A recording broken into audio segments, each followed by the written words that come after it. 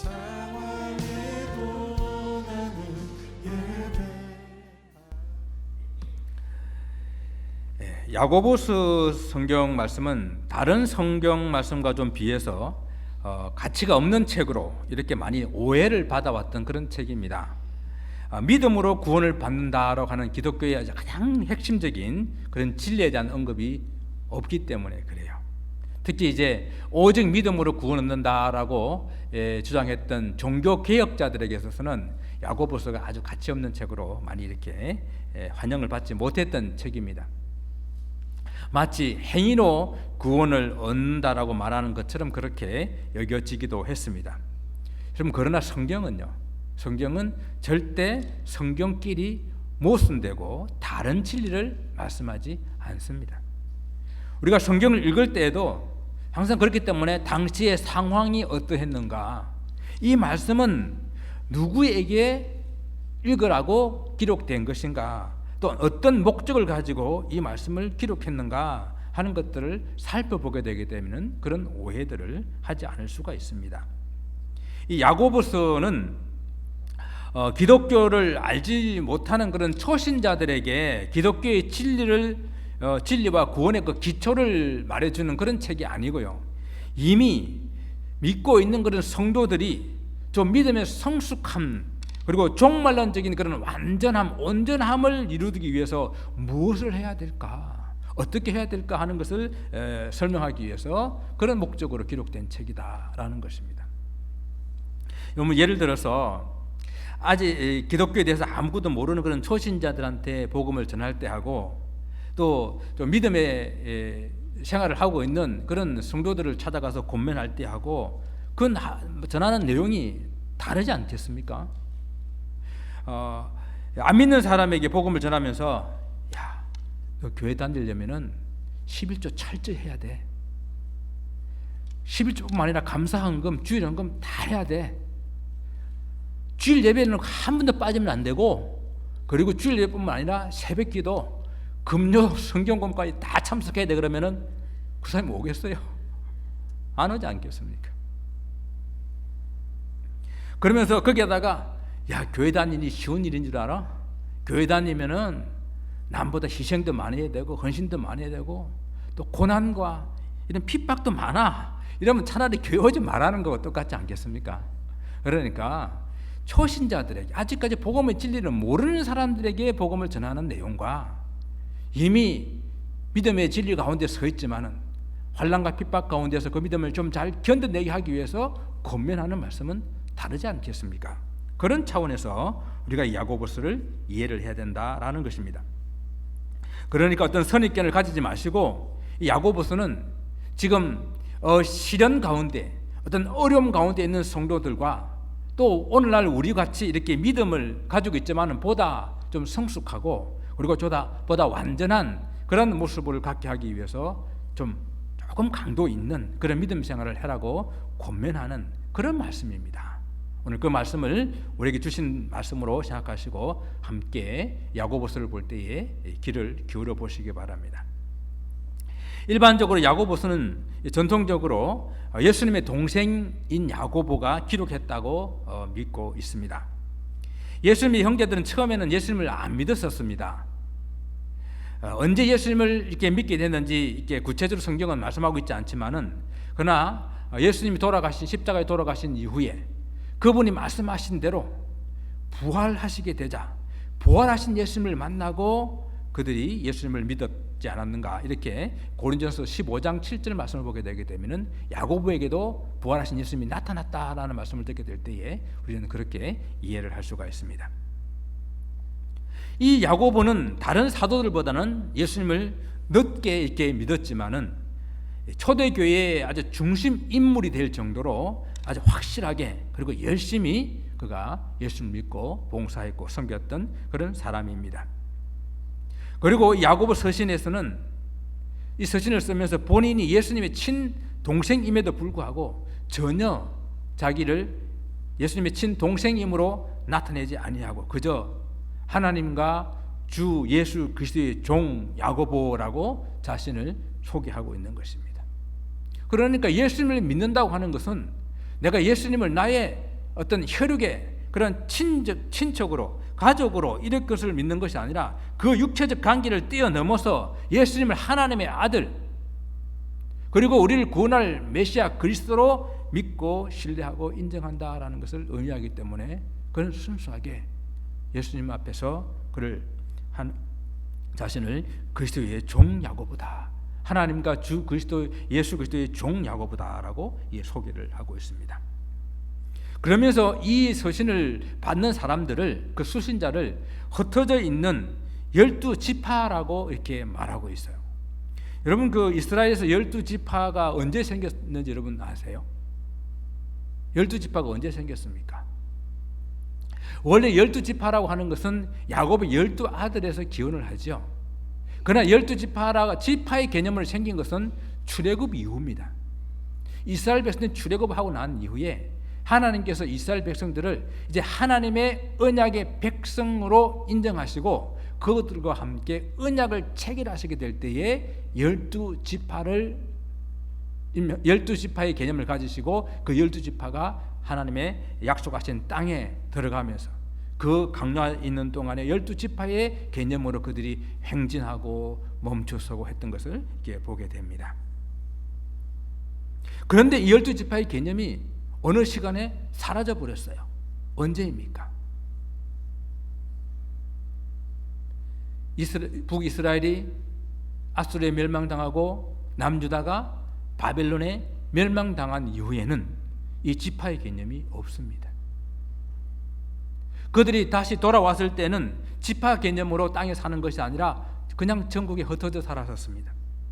지파라고 하는 것은요, 하나님께서 12지파에게 물려주신 그 땅을 유업으로 삼고 그 땅에서 자자손손 자기의 기업들을 물려주게 될 때에 그 약속의 개념을 가지고 있는 것이 지파의 개념이에요. 그런데 그것이 없어졌다는 이야기입니다. 그런데 오늘 이 야고보는 왜 이 말씀을 듣는 서신을 쓰는 이 서신을 받아볼 사람들에게 흩어져 있는 12지파라고 이렇게 이야기를 하고 있을까요? 이미 12지파는 없어졌지만은 그러나 예수 그리스도를 믿는 이 사람들로 말미암아 다시 하나님의 백성의 공동체, 저 영원한 하나님 나라의 공동체를 이렇게 세울 것을 믿고 있었기 때문에 여기 12지파라고 하는 것은 지금 예수 믿는 공동체, 예수 믿고 저 세상으로 흩어져 있는 그 사람들을 향하여 흩어져 있는 12지파라고 이렇게 부르고 있는 것입니다.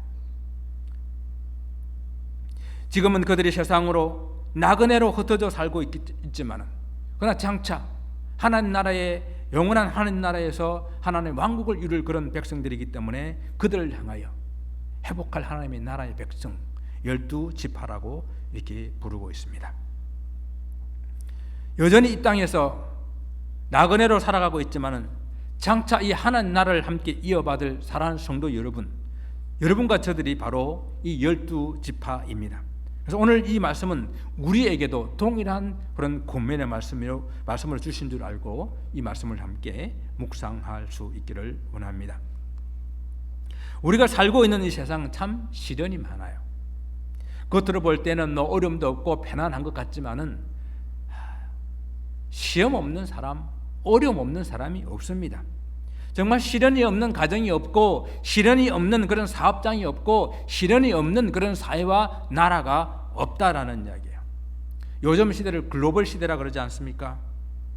요즘에는 어떤 시련 같은 것은 한 나라나 한 사회만 국한되지 않고 전 세계적으로 함께 시련을 겪어야 되는 그런 시기이기도 합니다. 그리고 이 시련이라고 하는 것은 믿는 사람에게나 믿지 않는 사람에게 가리지 않고 이 시련은 찾아옵니다.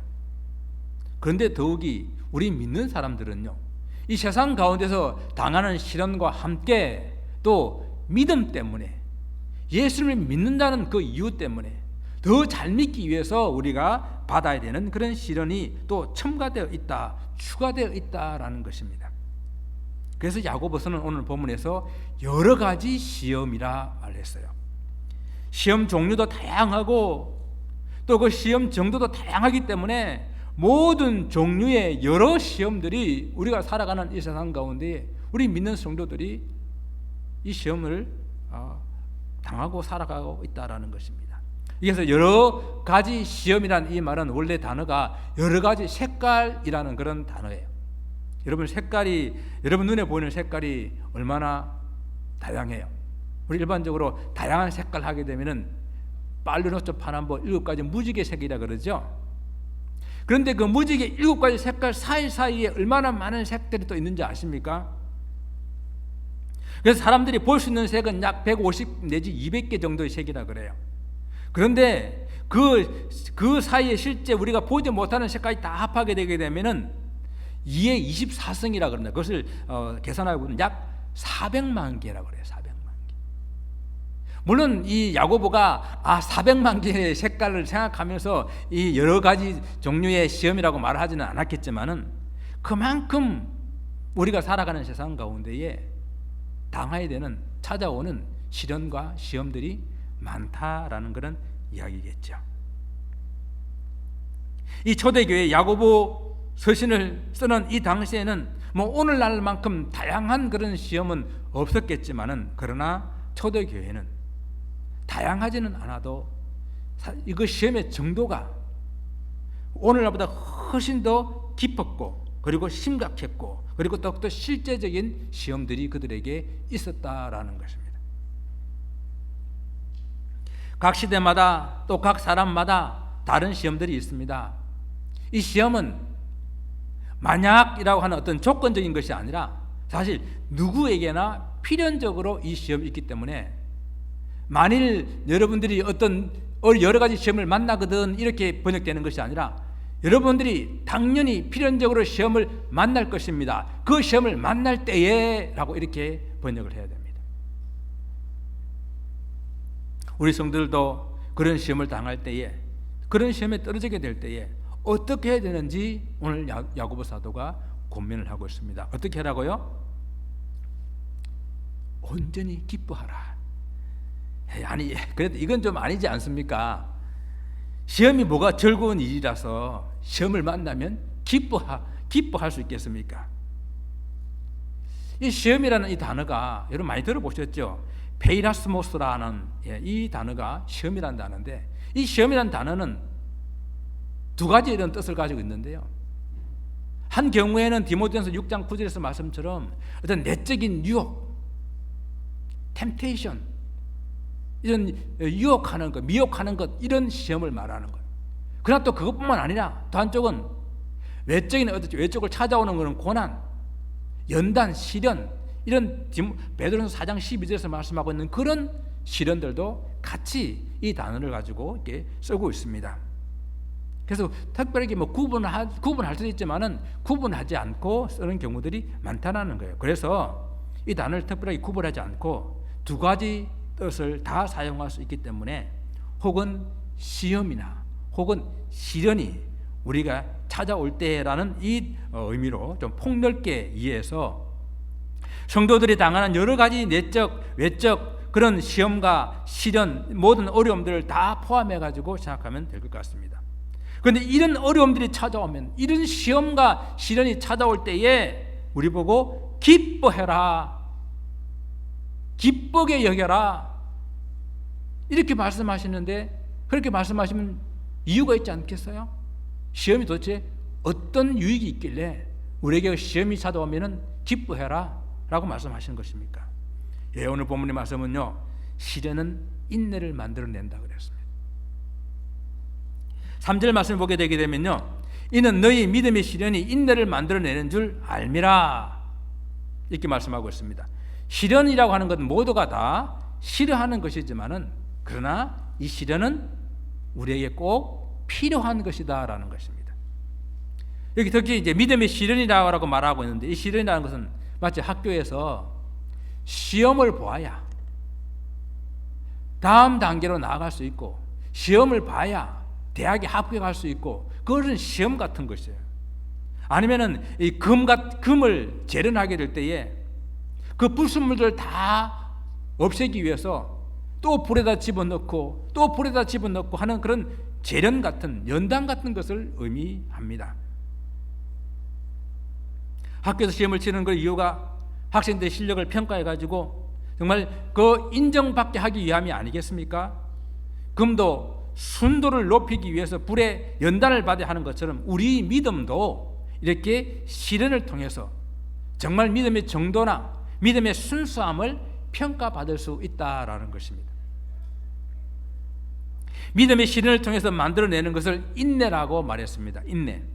인내하면 우리가 좀 참고 견디는 이런 것을 인내라고 말하지 않습니까? 그러니까 이것은 어떤 마지막 결과물 과정이나 혹은 결과물이라고 이렇게 우리가 생각해 볼 수 있는데, 이게 인내가 한 과정인가 아니면 인내가 마지막 결과물인가 이렇게 생각해 볼 수 있는데, 두 가지 다를 이렇게 포함하는 것 같아요. 인내는 그래서 우리가 참고 견뎌내는 한 과정이기도 하지만은 또 인내가 어떤 시련을 통해서 얻어낼 수 있는 결과물도 된다라는 것입니다. 그래서 인내라는 그 말의 헬라어가 히포메네라는 이 단어인데요. 뭐 헬라어는 몰라도 괜찮은 이런 뜻이 있다라는 이야기입니다.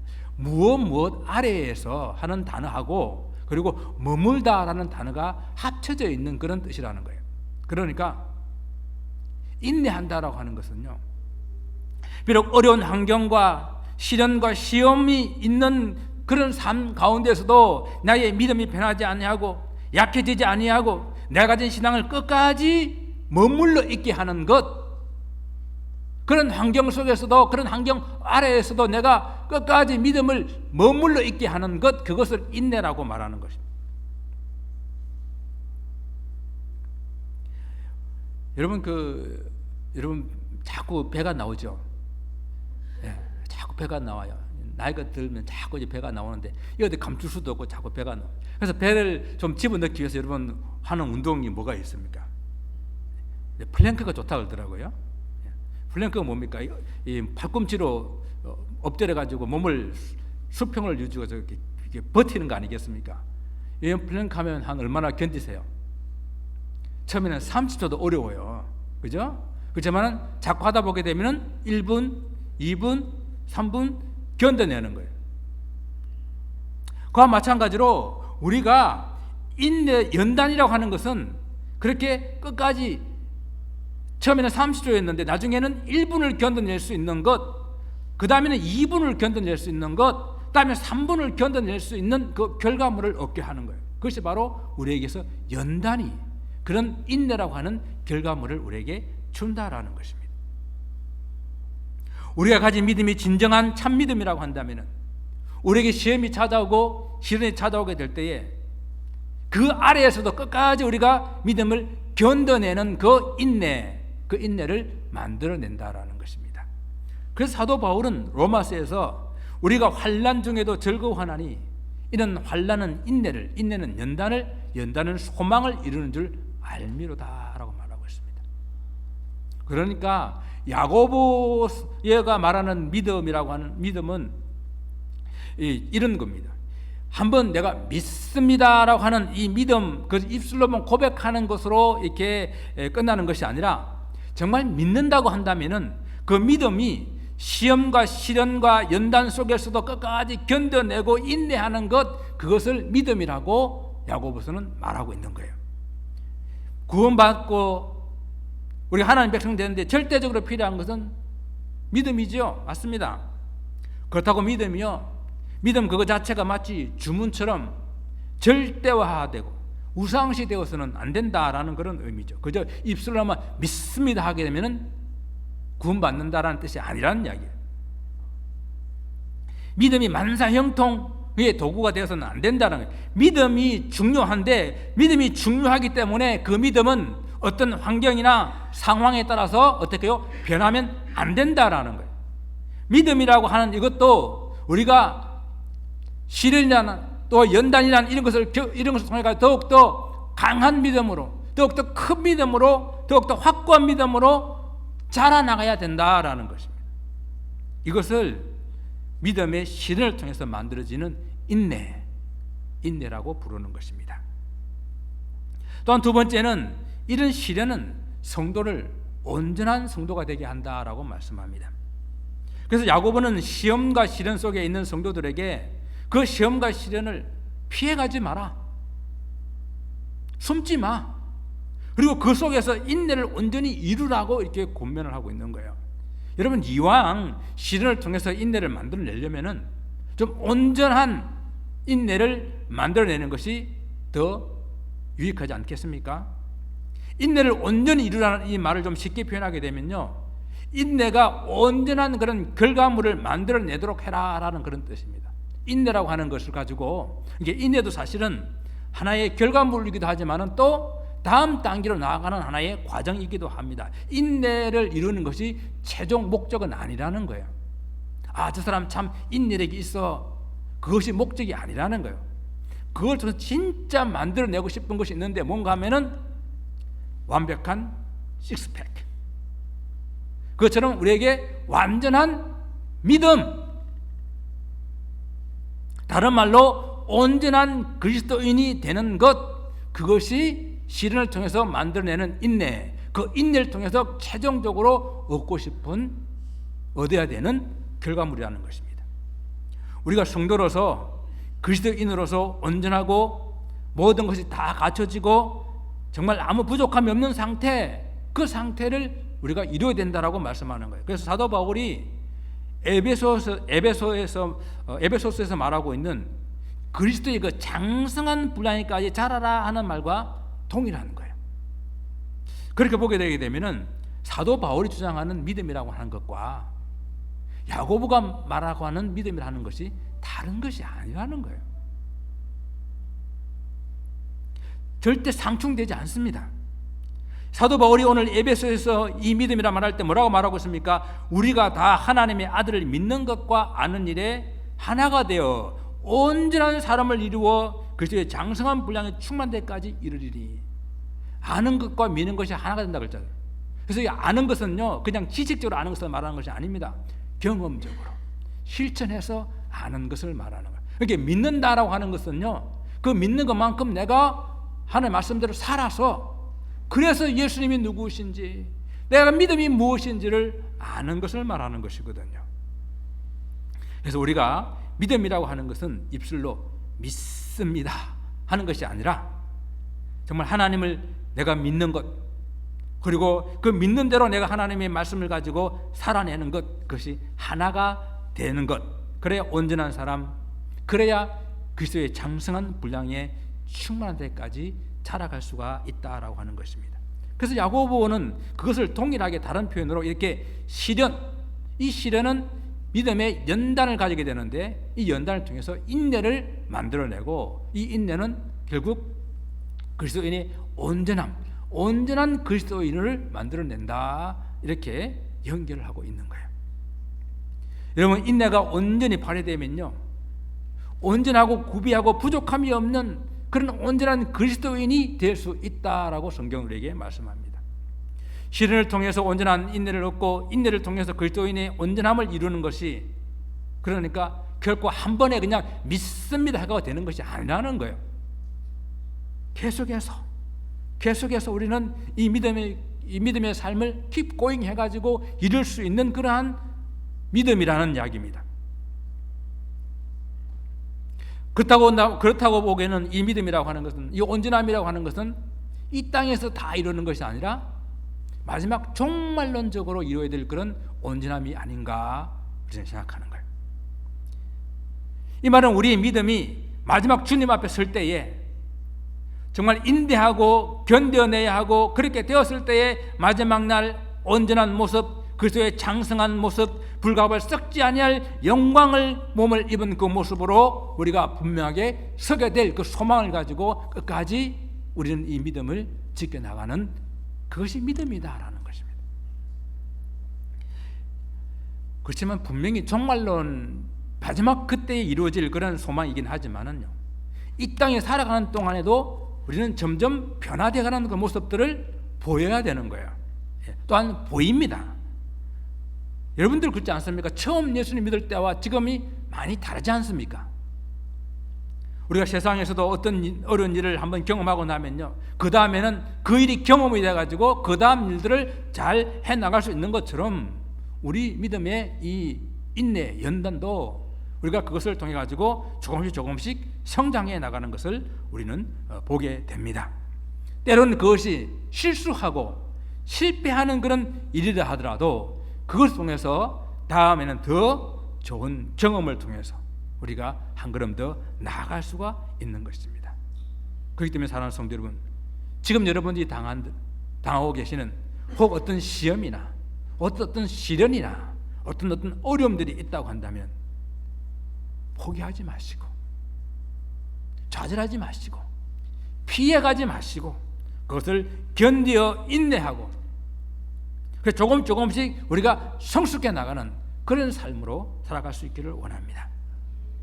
오늘 야고보는 그 믿음의 시련이라는 그 말을 이 헬라어로 도키미온이라는 이 단어를 쓰고 있습니다. 사실 아까 그 말과 사실은 같은 뜻으로도 사용하기도 하고 다른 뜻으로 사용하기도 하는데 여기서는 좀 더 구체적으로 이 도키미온이라고 하는 이 말은 은이나 금 같은 것을 불에 넣어가지고 재련하는 그 연단, 시련 이런 것을 의미할 때 쓰는 그런 단어예요.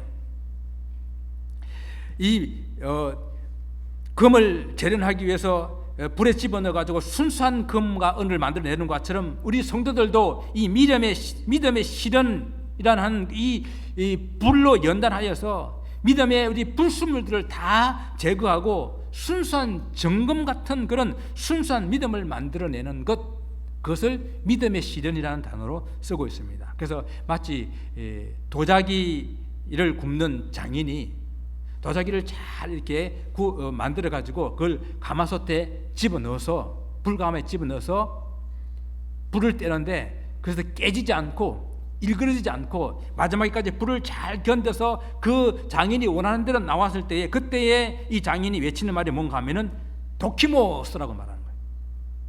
아, 합격. 불의 시련을 통과한 합격. 그것을 도키모스라고 부르는 거예요. 바로 우리가 이 세상 사는 동안에 이 믿음의 불과 같은 연단을 이 시련을 잘 겪고 나면 마지막 주님께서 주님으로부터 우리가 칭찬과 영광과 존귀를 얻게 될 그 날에 주님께서 우리를 통해서 하신 말씀이 바로 뭔가 하면은 사랑하는 성도야 잘 견디고 잘 이겨냈다 도키모스 합격이야 그렇게 우리에게 선언하게 될 것입니다. 그런데 우리는 나에게 시련이 찾아오면 기뻐 여기는 그것은 고사하고 왜 나에게만 Why me? 왜 나에게만 이렇게 이런 어려움들이 찾아오고 왜 나에게만 이런 고통을 주냐라고 때로는 하늘을 향해 삿대질을 하고 있지는 않습니까?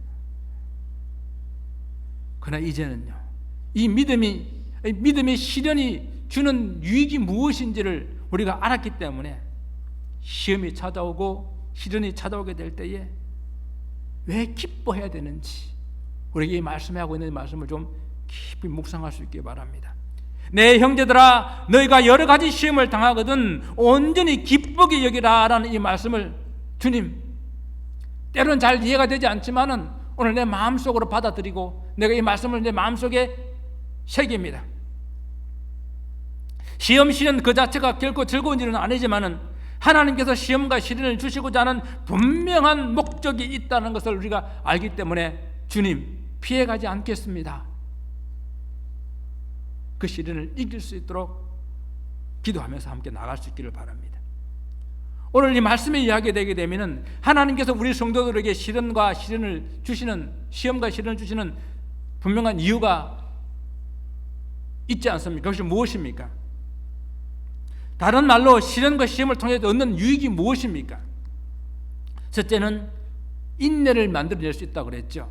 그렇죠? 인내를 만들어낼 수 있으면 둘째는 그 인내를 통해 가지고 온전한 그런 그리스도인이 우리가 될 수가 있다라고 성경은 말씀하고 있습니다.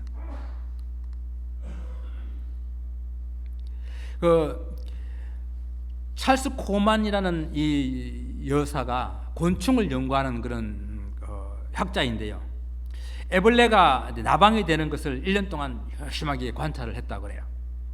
그래서 일정 기간이 지나게 되면 이제 누에 꼬치가 이렇게 터지면서 거기서 나비가 되어 날아가는 것을 이렇게 관찰을 하고 있었습니다. 근데 어느 날 나비가 될 수 있는 모든 환경들을 다 받쳐놔놓고 관찰하는데 어느 정도 시간이 지나니까 누에 꼬치가 그 한 끝에서 구멍이 이렇게 생기더니 그 구멍으로 아주 힘들게 애를 쓰면서 이렇게 나비가 빠져나오는 것이었습니다.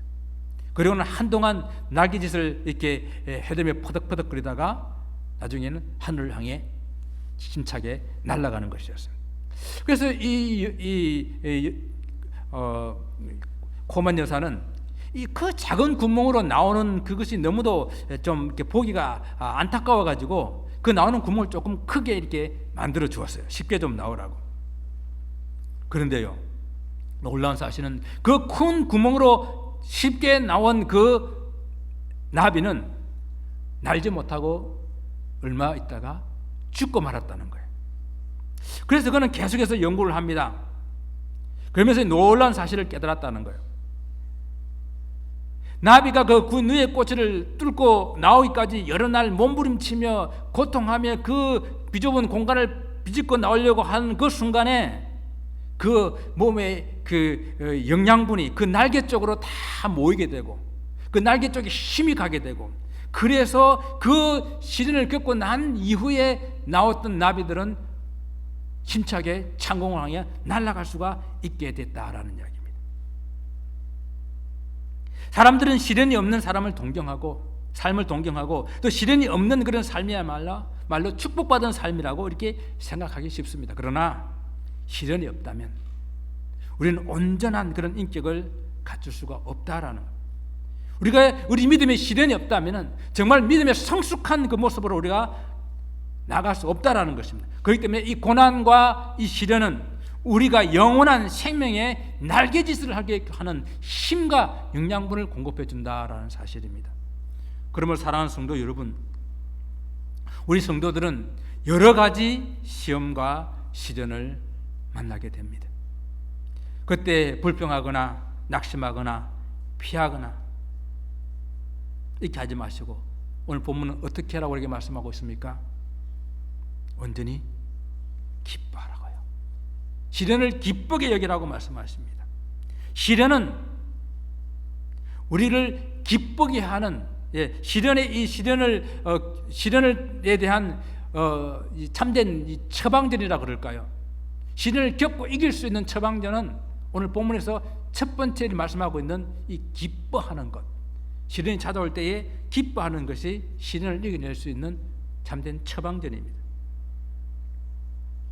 주님께서 우리에게 인내를 만들어내시게 하기 위해서 보다 성숙하고 구비되고 완전한 그런 믿음을 만들어주기 위해서 허락한 시험입니다.